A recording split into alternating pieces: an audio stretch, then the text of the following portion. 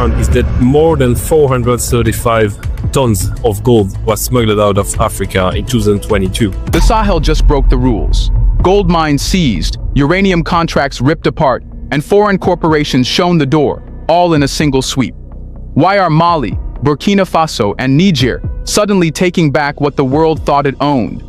What does this mean for Africa and the global economy built on these resources? Let's find out.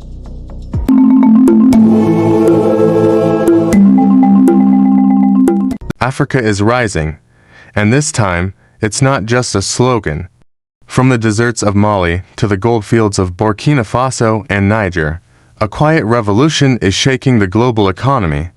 For decades, the West extracted Africa's wealth and left its people with crumbs. But today, Africa is taking back control, starting with the one resource that built empires, funded wars, and anchored the global financial system. Gold. Africa produces over a quarter of the world's gold. Yet for generations, this wealth has flowed outward. Western corporations like Barrick Gold and AngloGold Ashanti mined billions of dollars worth of precious metal, while local communities saw little benefit. Colonial-era systems evolved into modern exploitation. The mines stayed foreign, the profits went abroad, and Africa remained poor. But now, a new generation of African leaders has had enough. In a stunning move, Mali, Burkina Faso, and Niger, three nations of the Sahel, are seizing control of their gold and natural resources. They've expelled Western military bases, canceled exploitative contracts, and formed a new alliance, the AES, Alliance of Sahel States. Their message is clear. Africa will no longer dig gold for others while her people remain in poverty.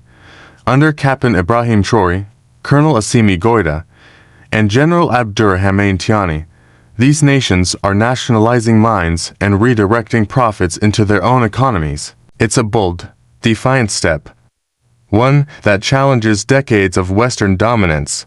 In Washington, Paris, and London, alarm bells are ringing. Because gold isn't just a metal, it's money itself.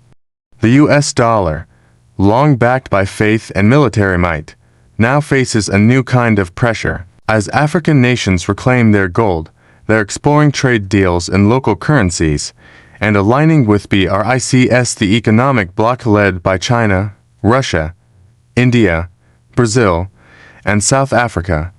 The implication, a slow but steady shift away from the dollar-dominated system that has ruled for nearly 80 years. For the first time, Africa is saying, we will decide the value of our own wealth. Gold is more than just a resource, it's leverage. By taking control of their gold, African nations are creating a new foundation for economic sovereignty. Instead of exporting raw gold to Europe, they're building refineries, reserves, and state-owned mining enterprises to keep wealth within their borders. This transformation is already visible in Mali and Burkina Faso, where governments are launching national gold buying programs to stabilize their currencies. Experts say this could lead to stronger local economies, higher employment, and better infrastructure. And as more African nations follow suit, the balance of power in global finance could begin to shift. The gold revolution is not happening in isolation. It's part of a larger movement, a Pan-African awakening stretching from the Sahel to the Congo, from Zimbabwe to South Africa. Leaders are calling for unity, resource control, and independence from the IMF, World Bank, and former colonial powers. The Alliance of Sahel States is already in talks to form a common currency backed by gold, a potential game-changer that could rival the CFA franc and even challenge the dollar in African trade.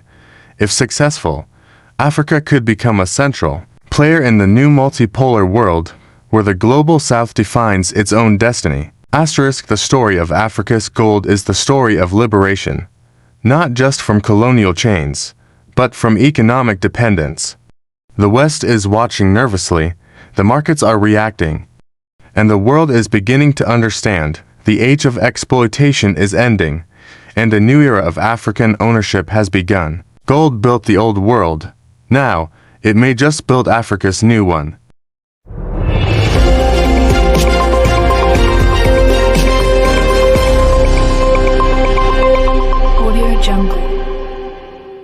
Did you know that Africa is sitting on nearly half of the world's gold reserves? Yet it has remained one of the poorest continents? For decades, a story of exploitation has unfolded. Foreign powers and multinational corporations extracted vast amounts of wealth, leaving little behind for the people who live on that land. But what if I told you that story is about to change dramatically? What you're witnessing is not just a news headline. It's a financial revolution in the making.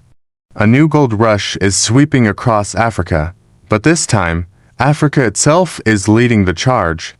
Countries like Mali, Burkina Faso, and Niger, forming the Alliance of Sahel States, are making moves that are sending shockwaves through the global financial system. They're doing the unthinkable, taking back control of their own gold and uranium.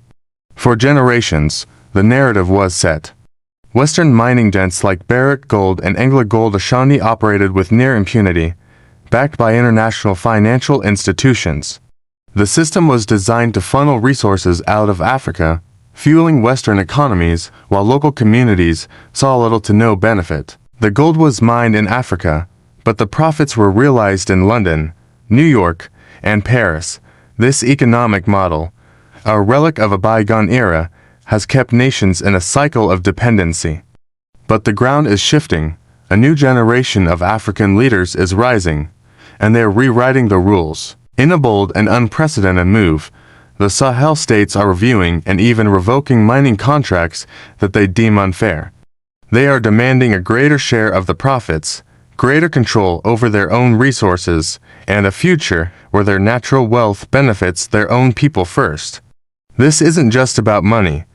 It's about sovereignty. It's about breaking free from the economic shackles that have held the continent back for far too long. This seismic shift couldn't come at a more critical time. The world is watching as the dominance of the US dollar shows signs of strain.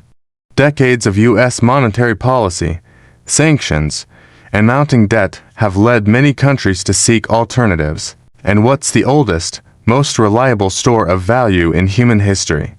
Gold. As African nations reclaim their gold, they are not just hoarding a precious metal. They are building a foundation for a new economic future, one that is less dependent on the dollar. Think about it.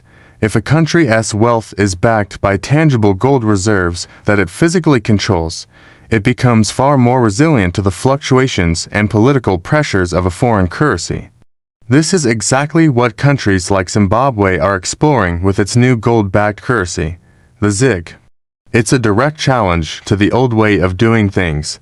This move is not happening in a vacuum. It's part of a larger global trend of de-dollarization. We're seeing powerful alliances like BRICS actively working to trade in their own local currencies, reducing their reliance on the dollar. As African nations, rich in the very resources the world needs, begin to align with these new economic blocs, the balance of power begins to tilt. The West, which has long taken its privileged position for granted, is starting to get nervous. And they have every reason to be. The implications are massive. If Africa starts demanding payment for its gold, cobalt, uranium, and other critical resources in something other than US dollars, perhaps in gold itself or a basket of currencies, it would fundamentally weaken the dollar's role, the world's primary reserve currency. This isn't just a regional issue, it's a global one. The price you pay for goods, the value of your savings, the stability of the entire international financial system, it's all connected to this unfolding drama. We're talking about a continent that is home to some of the youngest and fastest growing populations in the world. Imagine the economic boom that could be unleashed if the wealth generated from Africa's resources was reinvested into its own infrastructure, education, and technology. We're not just talking about a shift in wealth. We're talking about unlocking human potential on an unprecedented scale. This is the promise of Africa's gold rush 2.0. Of course, this path is not without its challenges. The powers that have benefited from the old system will not give up their advantages easily. There will be political pressure, economic threats, and media narratives trying to discredit these movements. They will be framed as risky, unstable, or even hostile. but the spirit of Pan-Africanism is being rekindled. The desire for true economic independence, a powerful force that cannot be easily contained. What we are seeing is more than just a resource grab. It is a declaration of independence for the 21st century. It is a bold statement that Africa will no longer be a passive player in the global economy, but an active, powerful leader shaping its own destiny. The era of exploitation is ending, and a new era of empowerment is dawning. The world is changing, and Africa is at the very heart of that change. The West is panicking, and for the rest of us, it's a signal that the future of the global economy will look very different from its past. This is a story that will define the next century. So, keep a close eye on Africa. The continent's reclamation of its wealth is not just a financial revolution. It's a fight for a fairer, more balanced world. The gold is returning home, and its impact will be felt everywhere. Thank you so much for watching. If you found this exploration insightful, please hit that like button, and don't forget to subscribe and turn on notifications so you don't miss our next deep dive into the forces shaping our world. We'd love to hear your thoughts in the comments below. See you next time.